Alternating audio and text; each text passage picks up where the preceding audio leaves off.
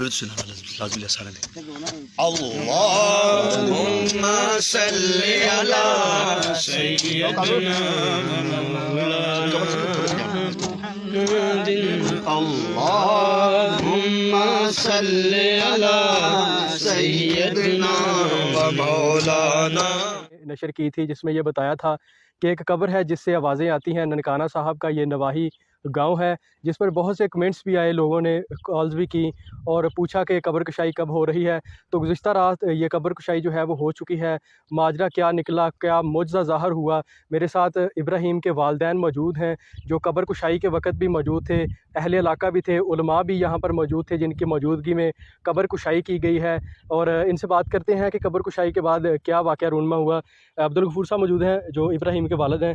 Uncle जी, कब्र कुशाई रात को आपने की है? हाँ जी किया है। तो जब कब्र कुशाई आपने की है तो जो आवाज़ें आ रही थी पहले लोगों को, तो क्या माजरा बना वो आवाज़ें? जी अल्लाह ताला ने ऐसा सानू मुकाम विखाया है कि बच्चा साडा इंज सी कि जिवें असीं हुण दफना के गए 8 माह के बाद 8 माह के बाद कोई उनका खफन नहीं मैला होया, सफेद कफन है। बच्चा इंज ही कि जिवें हुण दफना के गए विचों कबर जो खुशबूआं आ रही सन। अच्छा, ਜਦੋਂ ਤੁਸੀਂ ਮਤਲਬ ਕਬਰ ਕੁਸ਼ਾਈ ਕੀਤੀ ਹੈ ਜੀ ਇਹ ਦਰਖਾਸਤ ਵਗੈਰਾ ਦਿੱਤੀ ਸੀ ਕਿਤੇ ਤੁਸੀਂ? हाँ जी ਅੱਛਾ, ਲੀਗਲ ਤਰੀਕੇ ਦੇ ਨਾਲ ਕੀਤੀ, ਲੀਗਲ ਮਤਲਬ ਕਾਨੂੰਨੀ ਤਰੀਕੇ ਦੇ ਨਾਲ हाँ ਕੀਤੀ? कानूनी तरीके नाल कीती गई है जी। ਅੱਛਾ, ਤੇ ਫਿਰ ਜਦੋਂ ਤੁਸੀਂ ਰਾਤ ਕਬਰ ਕੁਸ਼ਾਈ ਕੀਤੀ ਹੈ ਤੇ ਕਬਰ ਦੇ ਵਿੱਚੋਂ ਜਿਹੜੀ ਆਵਾਜ਼ ਆ ਰਹੀ ਸੀ ਤਾਂ ਫਿਰ ਪਤਾ ਨਹੀਂ ਲੱਗਾ ਕਿ ਉਹ नहीं किस जी चीज़ कोई चीज़ नहीं विच, कोई किसी चीज़ की खुड नहीं कोई चीज़ विच, लेकिन बड़ा सोहना मुकाम है। बच्चा इंज ही पिया कि जिवें असीं अज दफना के गए। यानी कि कोई जानवर भी नहीं, कोई कोई सुरों भी नहीं, जानवर कोई नहीं। मतलब किसी किस्म की कोई टेंशन कोई नहीं। टेंशन नहीं जी। और जिस्म भी ਉਹਦਾ ਕਫਨ ਜਿਹੜਾ ਉਹ ਵੀ ਮੈਲਾ ਨਹੀਂ ਹੋਇਆ? नहीं जी कफन भी नहीं मैला होया, लेकिन अल्लाह जिस्म ताला ਤੇ भी ने ਕੋਈ ਕਿਸੇ किस्म ਦਾ कोई निशान, किस्म किसी किस्म जानवर का किसी किस्म का निशान ही नहीं। अच्छा, इंज ही है कि बच्चा हुण ही दफना के गया कि बच्चा साडा बहुत नेक सी। खुशबू आ रही सी कब्र खुशबू ਤੋਂ आ रही सी जी, खुशबू जिवें हुण मतलब दफनाउण होने ना ते खुशबूआं ला के लियाउने आ, हाँ जी। उवें खुशबू आ रही सी। ते बच्चा साडा नेक बहुत सी, माँ दी भी खिदमत करदा सी और मेरी भी और बहना भाइयां दी भी खिदमत करदा सी। ਅੱਛਾ, ਤੁਸੀਂ ਸਮਝਦੇ ਹੋ ਕਿ ਤੁਹਾਡੀ ਖਿਦਮਤ ਵਾਲਿदैन ਦੀ ਖਿਦਮਤ ਕਰਨ ਦੀ ਵਜ੍ਹਾ ਤੋਂ ਉਹਨੂੰ ਇਹ ਮੁਕਾਮ ਹਾਂਜੀ, ਮਿਲਿਆ ਕਿ ਅੱਲਾਹ ਤਾਲਾ ਉਹਦਾ ਨੇ ਕਫਨ ਵੀ ਮੈਲਾ ਕੋਈ ਨਹੀਂ ਹੋਇਆ? हाँ जी अल्लाह ताला ने उन्हें मुकाम ऐसा दिता है कि साडी खिदमत करने वास्ते ही अल्लाह ताला ने उन्हें मुकाम दे दिता है कि बच्चा बहुत नेक है, उन्हें वाले कोई सवाल नहीं लग्या। ਅੱਛਾ, ਤੇ ਜਦੋਂ ਤੁਹਾਨੂੰ ਸਕੂਨ ਹੋਇਆ ਫਿਰ ਆਪਣਾ ਬੱਚਾ ਦੇਖ ਕੇ ਹਾਂਜੀ, ਦੁਬਾਰਾ ਬੱਚਾ- 8 ਮਾह बाद एक हाँ जी 8 अल्लाह पाक ने एक मौजज़ा ही सी, एक मौजज़ा था ये कि ख्वाब में आना बच्चे का और फिर अपने वालिदैन को कहना कि मैं ज़िंदा हूँ, और उसके बाद कब्र से आवाज़ें भी आना और उसके बाद फिर कब्र कुशाई होना और इन वालिदैन का दोबारा अपने बच्चे का चेहरा देख लेना और उसके बाद एक मौजज़ा ज़ाहर होना कि उसका कफन भी मैला नहीं हुआ और ना ही उसके जिस्म पर किसी किस्म का कोई निशान है। कोई इसी निशान तरह नहीं से- जी उस जिसम ते कोई निशान नहीं जी। इंज ही है कि जिवें बच्चा सी अज ही दफना के गए, बहुत सोहना बच्चा पिया है, विचों खुशबूआं आ रही ने। माँ बाप की खिदमत करता सी और बहना भाइयों की खिदमत करता सी और सजना दोस्तों की भी बहुत खिदमत करता सी। उलमा यहाँ पे मौजूद थे? उलमा अपने कोल 8 उलमा सन, 2 सैयद सन।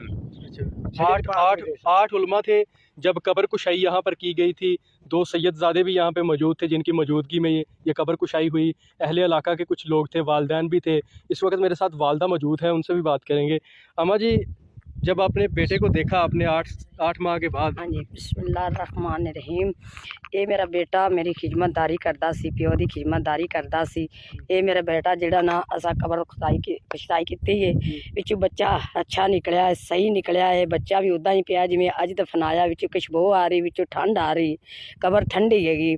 बच्चा नेक सी, बच्चा खिदमतदारी करके गया सी बच्चे नूं। यानी कि ਤੁਹਾਡੀ ਜਿਹੜੀ ਤਾਬੇਦਾਰੀ ਕਰਦਾ ਸੀ, हाँ जी, साडी ताबादारी जिहड़ी करदा सी ओनू अल्लाह ताला ने अगों रियाई दे दित्तियां ने। अल्लाह ताला अल्लाह पाक ने ਉਹਦੇ ਵਾਸਤੇ ਸਾਨੀਆਂ ਪੈਦਾ सानियां पैदा कीतियां ने। मौला करीम वो साडी जिहड़ी खिदमतदारी करके गया है, अल्लाह ताला ओनू अगों रियाई अल्लाह पाक मिली ने ਉਹਨੂੰ ਜਿਹੜਾ ਨਾ ਉਹ हाँ जी, ਮੁਕਾਮ अता करता मुकाम अदा कर दिता है। मौला पाक ऐसा 8 महीनਿਆਂ पिछों ओनू कबर खुदाई की है तो वो सही निकलिया, इंजी भी जिवें हुण दफनाया है। तो खुशबू आ रही है उहदे विचों कबर दी, ठंड आ रही है। बच्चा नेक है ते ओनू माँ प्यो की खिदमतदारी की। ਤੁਹਾਡੀ ਖਿਦਮਤ ਕਰਦਾ ਸੀ ਰੋਜ਼ਾਨਾ? हाँ जी, उन्हें पैर धोंदा सी, पैर पूजदा सी, रोटी देंदा सी, साडी खिदमतदारी करदा सी, बहुत अच्छा सी। ਤੁਹਾਡੇ ਪੈਰ ਵੀ ਤੁਹਾਡਾ हाँ, ਬੇਟਾ ਜਿਹੜਾ ਨਾ हाँ। ਉਹ ਧੋਂਦਾ ਸੀ? पैर भी धोंदा सी। ਇਹੀ ਵਜ੍ਹਾ ਹੈ ਕਿ हाँ ਉਹਨਾਂ ਨੂੰ ਇਹ ਮੁਕਾਮ ਮਿਲਿਆ। हाँ जी, वो मुकाम मिलिया। असां ओनू मुड़ दोबारा अल्लाह ताला दा भेत है, उन्हें सानू फिर विखा दिता है। असां दा चेहरा वेख लिया है, माशाल्लाह सही उदन जिवें दफना के गए उवें ही पिया है। जैसे दफना के गए थे वैसे का वैसा ही था। इब्राहीम का चेहरा, उसका कफन भी मैला नहीं हाँ हुआ। जी। वालदा का ये कहना है कि वो मेरी खिदमत करता था, मेरे पाँव धोता था, मुझे रोटी ला के देता था, मेरे दीगर जो मेरे काम है वो करता था, जिसकी वजह से अल्लाह पाक ने उसको ये मुकाम दिया कि 8 माह के बाद जब उसकी कब्र कुशाई हुई तो वैसे का वैसा ही वो अंदर मौजूद था जिस तरह उसको पहले दिन दफनाया गया था। कब्र ठंडी थी, कब्र के अंदर से खुशबू भी आ रही थी।